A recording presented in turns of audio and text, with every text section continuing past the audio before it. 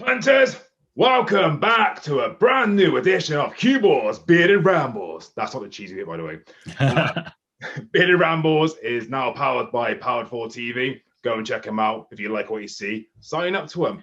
Now today, I sit down with the rising star of the British wrestling independent scene, Sir, he's not a sir, but David Eton. I tear the skin from the bone just to feel you. Baby, one day maybe, huh?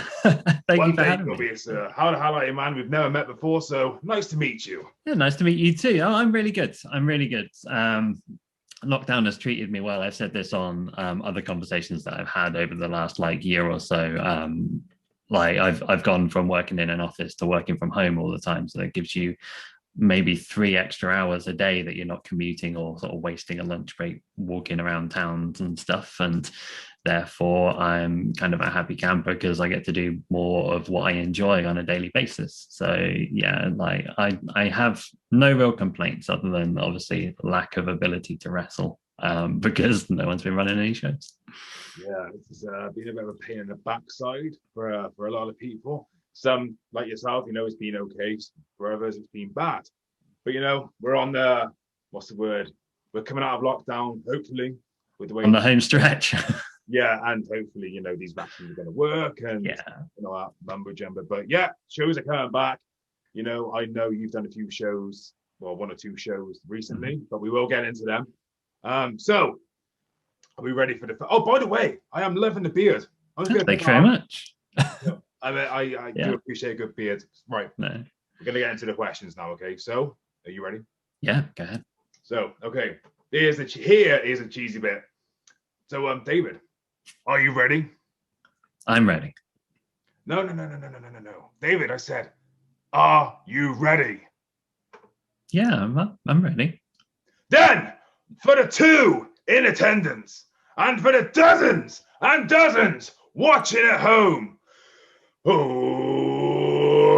let's get ready to rumble! David, how and why did you get into this crazy business of wrestling?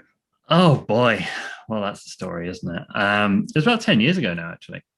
I think it's 10 years in September, and I was coming off of a short stint working in radio and doing a lot of very early mornings that I absolutely hated. So I decided I was just going to have a full early midlife crisis and change my job, change my attitude to whatever I was doing. And I had a lovely supportive wife who sort of supported me through it all. But yeah, so I kind of got a new job. I started working in IT instead. And I was like, well, I'm horrendously out of shape. So I'm getting up at 5 a.m. every morning, and it didn't agree with me at all. So I'd just come home and sit around depressed because I hadn't had enough sleep for 3 years or something. So I was like, I'm going to try and get fit. And I had no idea what to do, really. So I kind of had a thought, and I literally just watched, and it's a little bit weird to say I got into wrestling because of this, but I literally just started watching wrestling again, WWE stuff. And I'd seen the first show I saw back was the episode of Raw where Edge retires because he got hurt. Yeah. And I was like, wow, that's emotional, and it properly hooked me in again. And it's really weird to say that I got into trying wrestling because a top superstar got hurt and had to retire. But that was the key point of that show, and it really hooked me in. I was like, oh, I remember wrestling. I like wrestling. Hey, actually, I could maybe combine the 2 things that I want to do and go and try wrestling. Maybe it'll help me get fit. So I went down to Evolution Wrestling in Gloucester, and they at the time had, I think it was Steve Speed and T-Bone and Gilligan Gordon and people like that training there. And that was actually, thinking back on it, a spectacularly good training team that they had down there at the time. And they over the course of sort of 3-4 years, I just sort of trained there weekly, got really into it. Never really had any intention of making it onto shows, doing anything with wrestling whatsoever, but I just kind of happenstance fell into it, and it kind of snowballed from there, really, and here we are today. That's a different story.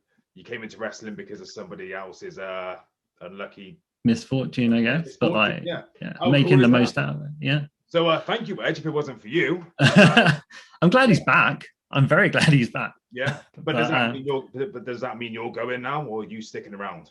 Oh well, I hadn't thought about that. I'll get back to you. Yeah. Just yeah. So you said you trained at Evolution Wrestling. In fact, I trained it when it was called Pro EVW. Okay. Weird, you're in Tewkesbury. I used to live in Tewkesbury. Yeah. Anyway, so what was the struggles you found about training? Because a lot of people can find the bumps the hardest part. The fitness side, like myself, the fitness side of things was the hardest. Is still the hardest part for me. So what did you find the most difficult? When I first started, I was like totally out of shape. Right, probably the worst shape I've ever been in, because I've slowly got in better shape since then. But the fitness was grueling as heck.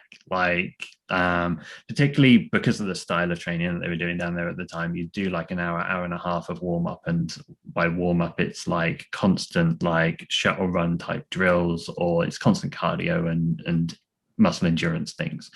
And that was really difficult, but it kind of sets the foundation for everything else. And through doing that sort of stuff, you learn to sort of control your body better. You learn to sort of be able to move around a bit better and quicker and more precisely. But it's not until sort of years later that you kind of realize that, because at the time you're like, God, do we really have to do all this stuff? It's killing me. I'm not able to walk for a week afterwards.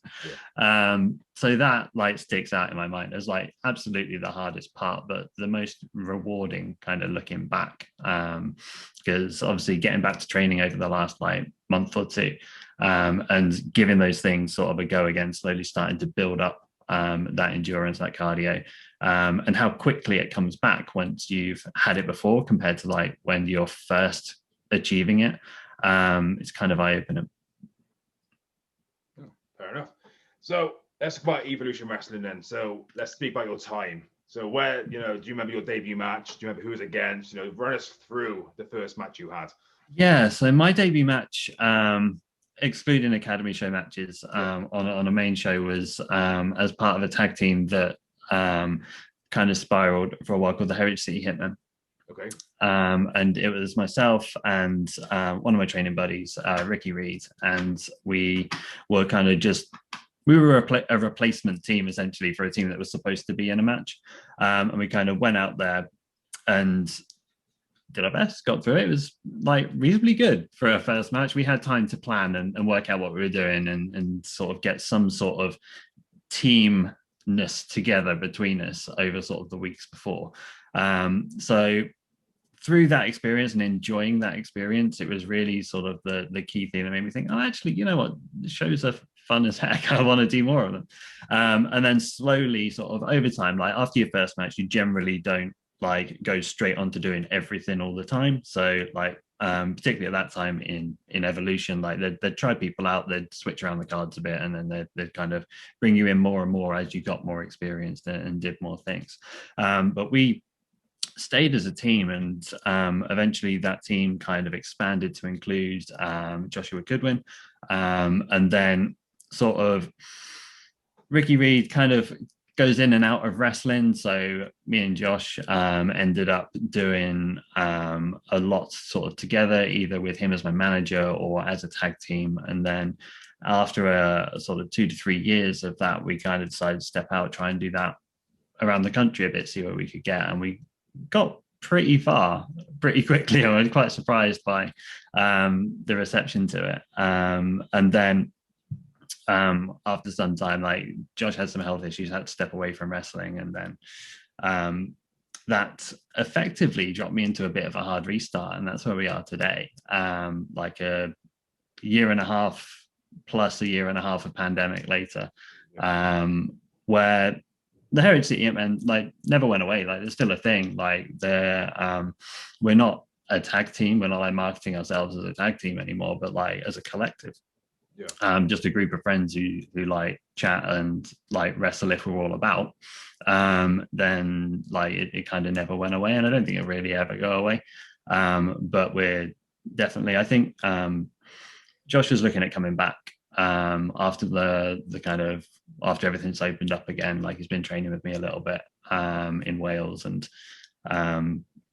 is getting himself into really good shape again. So whilst I don't see us like revisiting the him anytime soon, I think we'll probably both be around again sort of as things open up in our own ways, and that'll be quite fun to do in terms of that. But like, I know we're talking a span of like 7-8 years there. We don't know what details to go into.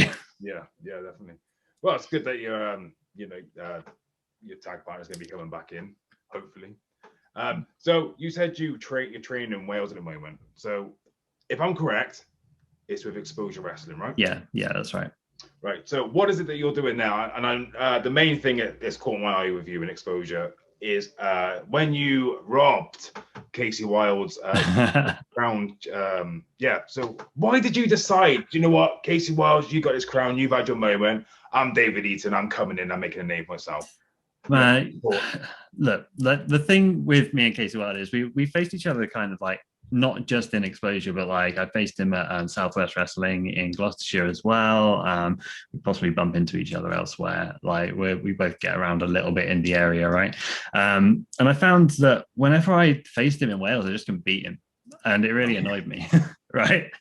So I wasn't at the show where he won the crown, but I was at the show after, and he just left it lying around. I thought, no, I kind of want to get under his skin, because I've had like 2 or 3 cracks at him in Exposure before, and I've got close to beating him, but I've never beaten him there. And I think it's because like when you get your home crowd behind you, it's comfortable.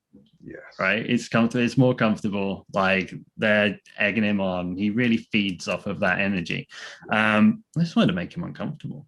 So I thought, do you know what? You're going to leave that thing lying around. I'm just going to take it, and then you can chase me for a little bit, champ. Yeah. We'll see how that goes. I think that's fair enough. I mean, I would say it's worked. Yeah, it does seem to have riled him a bit. Yeah, it's quite funny. I've been backstage with him a couple of times, and that's the one thing he will mention is his damn crown that you've taken. So I know it's worked. So you've heard from me as well that it's working. So yeah, that's good news. That's good news to me. I would say hopefully next time you're in the ring with him, you're going to beat him, because he's just going to be full of all of his frustration, all this anger. And anger leads to hate. Like the Star Wars kind of thing. Yeah. So I think you got a good chance of beating him. Yeah, there we go. So obviously, just with Casey Wilde, anybody else in Exposure Wrestling that's caught your eye, or is it mainly just focused on him right now? Man, Exposure has so much good talent. Like the homegrown lads, like Lucky Bowden as well. They've got some good guys in their academy that I think are going to make a splash once things reopen again. They've had like another year and a half. Well, not of actual training, but like to think about wrestling. And then like the last like couple of months when things have reopened again, they've had like plenty of time to train. Then there was a point towards the end of last year when things were sort of looked like they were opening up properly. We managed to get in like we got an EVM show in last November, didn't we? But like around that time as well, we had like probably 2 or 3 months of training in there before things like hard shut down again in December. So they've had like at least an extra 6 months or so of training and opportunity to kind of get themselves ahead of the curve and ready for shows. And I think there's going to be at least sort of 2 or 3 guys from the academy making a splash down there that I'd like to sort of have a crack at, see how they measure up. But another one that's probably worth mentioning in terms of guys that they bring in regularly is Colt Miles. He's a big lad. He's a big lad and an excellent wrestler. I just want to see how I match up against him, really, more than anything else. That's right. I'm not familiar with Colt Miles, but I know with yourself, you are a technician. A lot of people say you're a technician. So do you think, what would he come under as? Is he a technician, powerhouse brawler? He's a little bit of everything, and that's kind of what intrigues me more than anything about him. Like he's a big lad. He's a stocky lad. He's in excellent shape. He's got some excellent technical wrestling fundamentals, but he used to wrestle as White Tiger. I don't know if you've met him as White Tiger. I know, yeah. So you know what I mean. Yeah. But like since he dropped the White Tiger, he's got a bit of an edge to him, and like I've gone in the opposite kind of direction over my career. Like I started off with a real chip on my shoulder, and now I'm kind of like did a bit of yoga, got quite mellow, and then like I have to bring that aggression back out of me again when I step in the ring. But yeah, I just think it'd be really interesting. Yeah, fair enough. Well, that match happens. Awesome. I'll give it a watch. But yeah, I know exactly who you mean now. I do apologize. In this, just I'm not used to seeing about the mask still. That's not the thing. But there we go. So EVM Wrestling. I know you've had a couple of matches there and all that. The last show, if I'm correct, you was robbed this time round. Oh, yeah, don't remind me. Jeez, all right. Well, I'm going to remind you anyway. It was you versus Hotshot Chris Adams for the EVM Heavyweight Championship bout. So what happened? What happened? Okay, well, he was that close, and man, the thing is, like the first match was against Ruddy, right? The booked match for the evening was me versus Ruddy. And Ruddy's a bit of like just a football hooligan, right? He doesn't even show his face in public. He wears the mask all the time. He arrives at the venue in it. He walks around like being this mysterious balaclavaed figure the entire time. And my thing going into it was like I was not going to be intimidated by that. I was just going to stand up to him, and like if he wanted to have a fight, we'll have a fight. That's fine. So my training going into that match was I'm going in for a fight. Like I'll rely on my technical wrestling fundamentals like in the beginning. If he wants to have a wrestling match, I'll go with it. And then if he for whatever reason wants to make it a fight, I'll try my best to hold my own against a guy who's got a few stone on me. And that kind of worked out. Like I was getting the best of him in the wrestling, so obviously he switched it to a fight. He started like obviously he has the advantage, but I was pretty much holding my own, and frustrating to the point that he went to like cheat, like he brings bottles with him to the ring because you know who doesn't drink on the job. And like he went to like he got passed a bottle or something by somebody, and like he went to get it, the referee took it off him, and I headbutted him and knocked him out, and then kept hitting him with elbows until the ref told me to get off. At which point I thought I was done for the day. Like, and I was pretty happy with that. And I made the mistake of turning my back on him because I thought he was out. Yeah. And he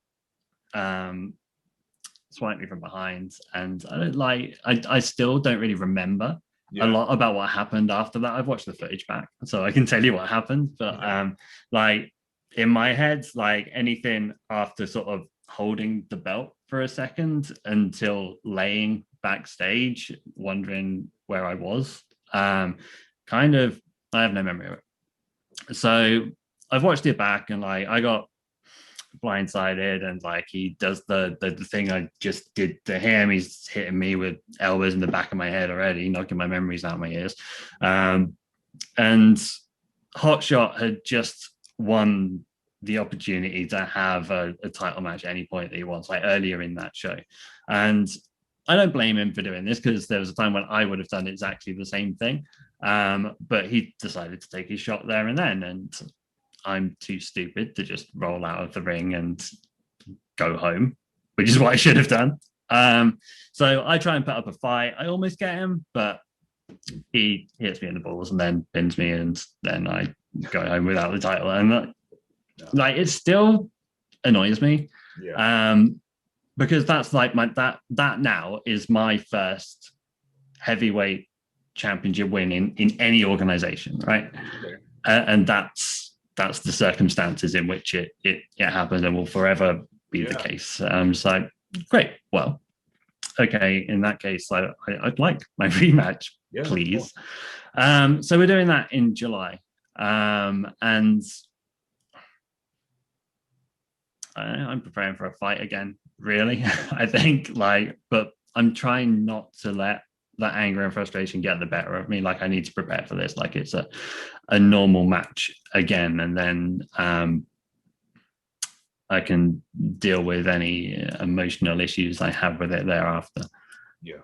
Well, good luck with that. That's on July the 25th for EVM Wrestling.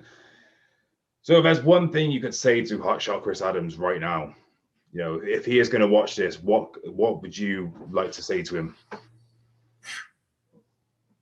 I kind of said it already. I posted a video on my Facebook like the day after all this happened. Yeah. So I'll probably just. And now you've had like more time to think about Yeah. anything you'd like to elaborate on or whatever.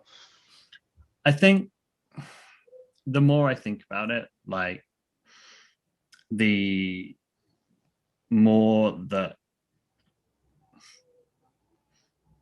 Firstly, the more I get angry, so I'm trying not to think about it.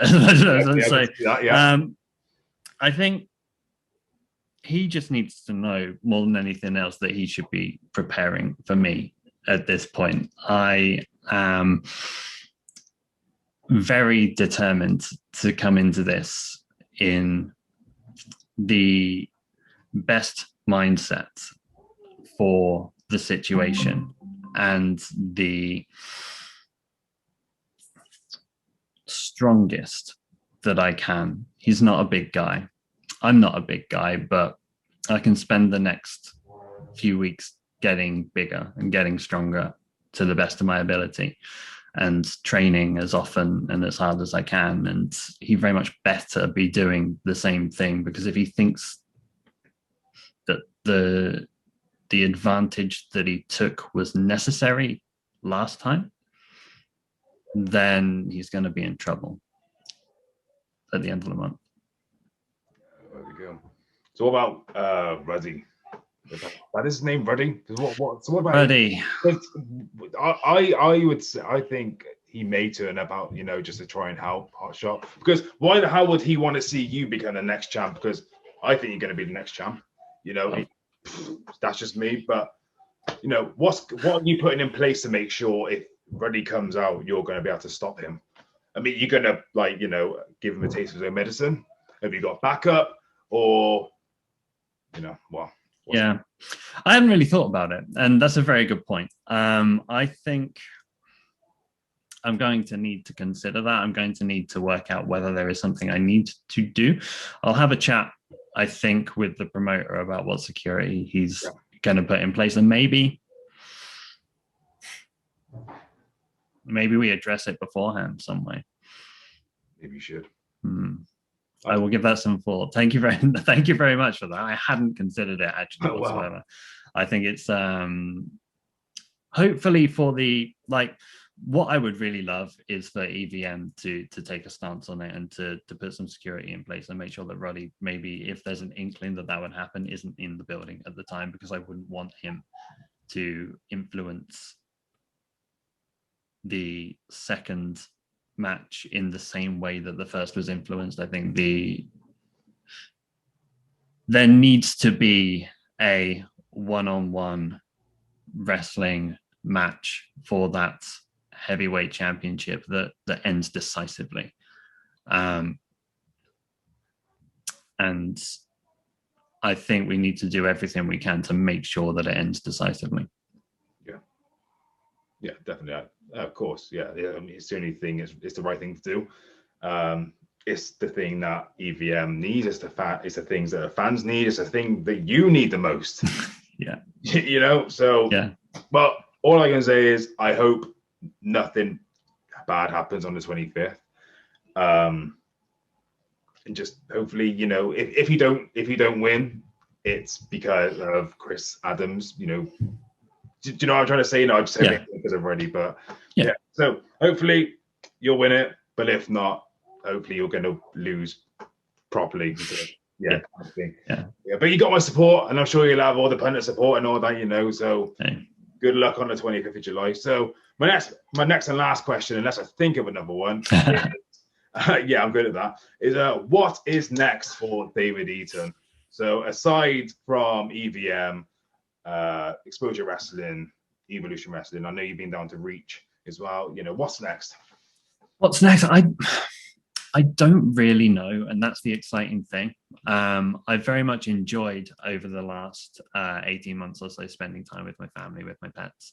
I've got rabbits behind me. I've got a tortoise next to me. It's been really nice to spend more time with my family, and wrestling does take that away from you quite a lot. So I think for at least the beginning, my schedule will be quite limited. And then I will see about sort of building up, taking opportunities as they arise to really forge the path that I want to take to be as busy in wrestling as I need to be as successful as I want to be. And I don't really know at this point what that looks like.